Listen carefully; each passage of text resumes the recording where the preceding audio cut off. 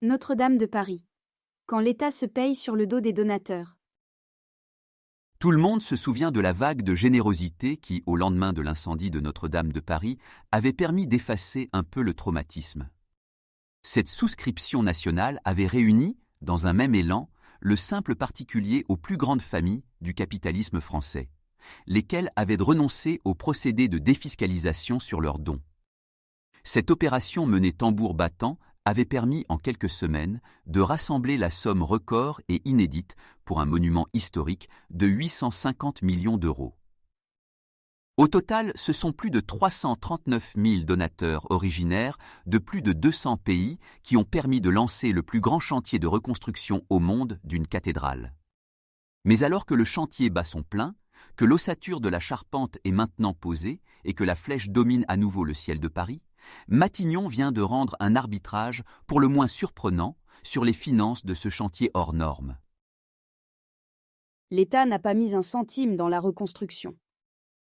À un an de la restitution de l'édifice au culte, le 8 décembre 2024, les différents organismes collecteurs, Fondation de France, Fondation Notre-Dame, Fondation du patrimoine, ont fait leur compte et réalisé que la TVA constituait bien le premier poste de dépense de la reconstruction de la cathédrale Notre-Dame dans le budget.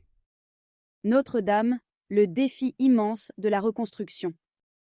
La TVA pèse en effet 170 millions d'euros, soit plus que le poste sécurisation de l'édifice, 151 millions, ou encore le remplacement de la charpente, 45 millions. Si bien que l'État, propriétaire de la cathédrale qui n'a pas mis un centime dans la reconstruction de Notre-Dame après l'incendie, va gagner de l'argent sur ce sinistre. La mairie de Paris va récupérer sa TVA. C'est pour dénoncer ce procédé et tenter de le corriger que les organismes collecteurs ont entamé un lobbying auprès du ministère de la Culture et de Bercy. Sans succès.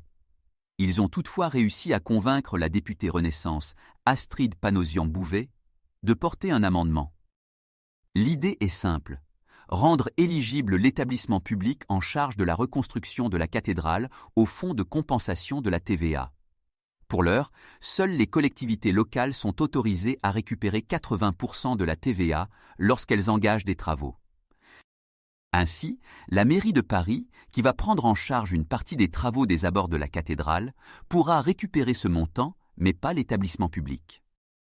De même, quand la mairie de Paris, propriétaire des églises de la commune construites avant 1905, l'État est propriétaire des cathédrales en France, les communes des églises, entame des travaux de rénovation à la Madeleine ou à Saint-Sulpice, elle parvient à récupérer une grande partie de la TVA.